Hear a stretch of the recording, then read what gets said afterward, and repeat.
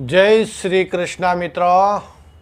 मैं पंडित रविशंकर शास्त्री एक बार फिर से आपका अपने YouTube चैनल महाशक्ति ज्योतिष में स्वागत करता हूं। मित्रों, आज हम बात करेंगे गर्भ रक्षा कैसे करें अथवा स्त्री के गर्भ को कैसे बचावे। बहुत जगह से सूचना मिलती है, मैसेज आते हैं, बात करते हैं, यजमान अपना एक्सपीरियंस शेयर करते हैं, गुरुजी बहुत अच्छा है, ये करने से लाभ मिला, लेकिन गर्भ धारण में चौथे महीने, पाँचवें महीने, खास करके सातवें महीने में गुरुजी मिस कैरेज हो गया। और जिसका मिस कैरेज हो जाता है या फल पका हुआ गिर जाता है तो उसको कितना दुख होता है। किसी स्त्री का जब उसके संतान प्राप्ति में बाधा आ जाती है, बच्चा गिर जाता है, मिस कैरेज हो जाता है, डिलीवरी नहीं हो पाती है, मिस हो जाती है, कोई तकलीफ आ जाती है, तो उसकी व्यथा, उसका दुख वो ही समझ सकते हैं।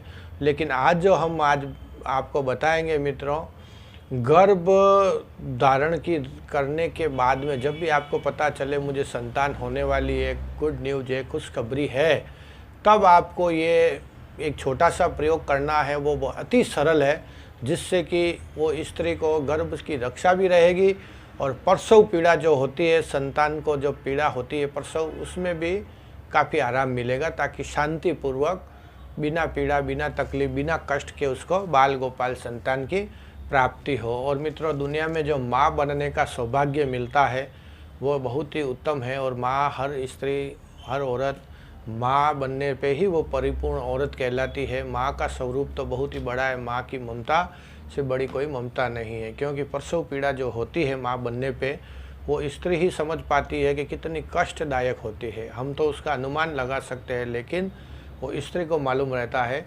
कि इसीलिए कहा गया है कि नया जन्म होता है, संतान होने के बाद में स्त्री का दूसरा जन्म गिनते हैं। तो इसलिए मित्रों, आज हम बात करेंगे गर्भ की रक्षा कैसे करें। ये बहुत ही आसान है मित्रों। और इसके साथ ही साथ में जब आपको संतान होनी है और बुरे सपने आते हो, या आपको डर है किसी का नज़र लग जाने का, या कोई टोना टोटका, या कोई ऐसी स्त्री जिसके संतान नहीं है, या वो आपके बांध रही है, या कोई भी कारण हो, शत्रु हो, दुश्मन हो, यहाँ तक कि कुछ ग्रहों की भी थोड़ी बहुत तकलीफ हो, बाकी ग्रहों पे भी कुछ आधारित रहता है। क्योंकि हर ग्रह से अपने को पहले महीने में जैसे मंगल होता है तो उसमें शुक्र डिंबाणु बनते हैं, फिर दूसरे में जो अपने शुक्र होता है उसमें जो है पिंड बनता है, तीसरे में जो गुरु है लिंग और अवयव बनता है। इसी प्रकार जो सूर्य चौथे महीने में जो हड्डी, अस्थि जो बोलते हैं, नसें हैं, वो बनता है। फिर जो शनि से रुधिर और रोम बोलते हैं, वो बनता है। फिर ऐसे ही प्रकार से चंद्रमा से इंसान के चित्त में चेतना आती है। इसी प्रकार अलग अलग ग्रहों का अलग अलग रहता है, क्योंकि ये पंच तत्व से जुड़ा अपना शरीर पिंड होता है।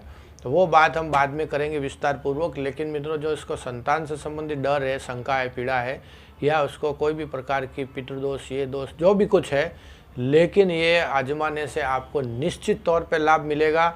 आपकी बाल गोपाल संतान प्राप्ति, स्वस्थ संतान की प्राप्ति होगी, आपकी प्रसव पीड़ा भी कम होगी, और किसी भी प्रकार की बाह्य बाधा, नज़र, टोकार, टोना टोटका, या किसी का भी कुछ खिला पिलाने से भी आपके गर्भ को कोई गिरा नहीं सकता, अथवा तंत्र की क्रिया से या फिर बाद में कुछ दूसरे भी तकलीफ़ों से आपको गर्भ की रक्षा रहेगी, जिससे कि आपको लाभ मिलेगा। वैसे विधान तो इसका पीने का भी है, जो हम बताते हैं भोजपत्र पे, अष्टगंध पे लिख के आप पी भी सकते हो। लेकिन आजकल क्या है मित्रों, केमिकल युक्त सब आता है, इसलिए हम पीने की सलाह नहीं देंगे। नहीं तो आप बोलेंगे गुरुजी हमने किया, ऐसा हो गया।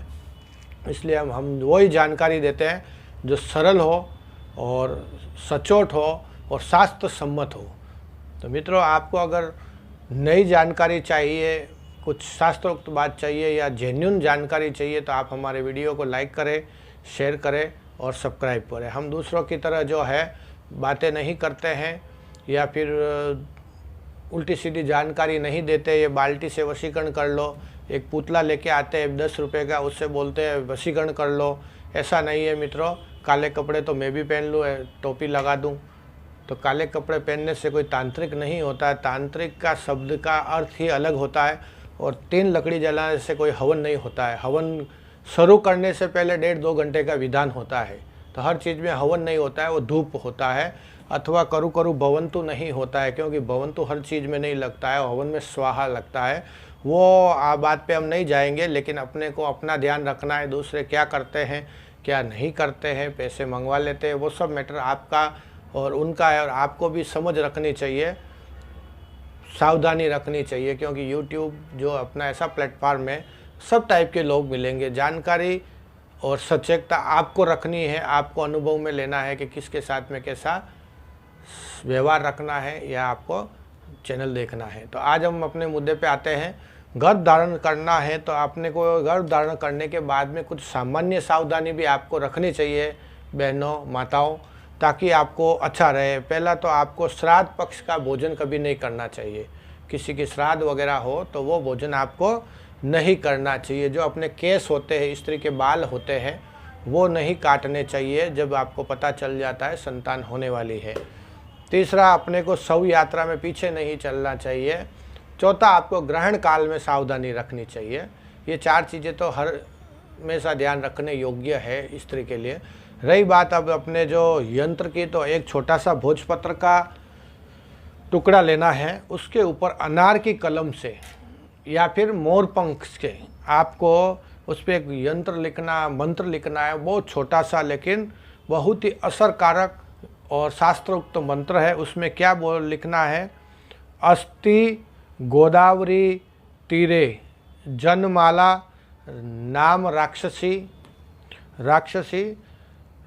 ततस्या स्मरण मात्रेण विशल्या गर्भिणी भवेत। ये छोटा सा जो मंत्र है वो लिखना आपको अभी दिखेगा और डिस्क्रिप्शन बॉक्स में भी हम दे देंगे। तो मित्रों, ये जो भोजपत्र पे लिखने के बाद में उस भोजपत्र को चांदी के या तांबे के तावीज में डाल के, लाल धागा, काला धागा कोई भी आप ले सकते हो, इसके बाद में धूप ध्यान और अपने खास देवी के चरणों में स्पर्श करके, जिसको भी आप मानते हो उसके चरणों में स्पर्श करके अपने कमर पे बांध लेना है। अगर आप कमर पे नहीं भी बांध पाते हैं तो हाथ में बांध लेना है या गले में धारण कर लेना है। अपने शरीर पे कहीं पे भी स्त्री धारण कर लेना चाहिए। ये करने के बाद में आपके गर्भ की रक्षा रहेगी, आपके प्रसव पीड़ा भी बहुत कम होगी, और किसी का भी किया कराया टोना टोटका या नज़र भूत प्रेत पितृ आत्मा स्थान कोई तकलीफ नहीं आएगा, और आपको बड़े ही आसानी से एक बाल गोपाल पुत्र प्राप्ति की कामना से लाभ मिलेगा। और हम भी यही आशीर्वाद देते हैं कि आपको एक अच्छा संतान की प्राप्ति हो, जो बुद्धिशाली, ज्ञानशाली, बलशाली और आज्ञाकारी हो। उस समय आपको धार्मिक पुस्तकें भी वाचन करना चाहिए। बहुत जन बोलते हैं गुरुजी है संतान होने के बाद में हम पूजा कर सकते हैं या नहीं कर सकते हैं, या हम कुछ यज्ञ में बैठ सकते हैं या नहीं बैठ सकते। मित्रों, आप सत्यनारायण की, नवचंडी की या कोई भी यज्ञ हो, निश्चित तौर पे स्त्री बैठ सकती है। उसमें कहीं पे भी शास्त्र में नहीं लिखा गया है, लेकिन जैसे कुछ बड़े यज्ञ रहते हैं, बहुत समय लगता है, तो फिर वो सामान्य रूप से नहीं बैठ पाते, क्योंकि स्त्री गर्भ धारण किए हुए इतना उसके स्वास्थ्य के लिए अच्छा नहीं है, इसलिए मना करते हैं। बाकी शास्त्र में उनका मत यही है कि आपको आराम मिले, उस समय नहीं करे तो अच्छा रहता। बाकी ऐसा कोई भी बंधन नहीं है। मित्रों, आपको ये वीडियो कैसा लगा? आप हमें जानकारी देवे, आप हमें सुझाव देवे। अगर आपको वीडियो अच्छा लगता है तो लाइक करें, शेयर करें, सब्सक्राइब करें। जय महाशक्ति।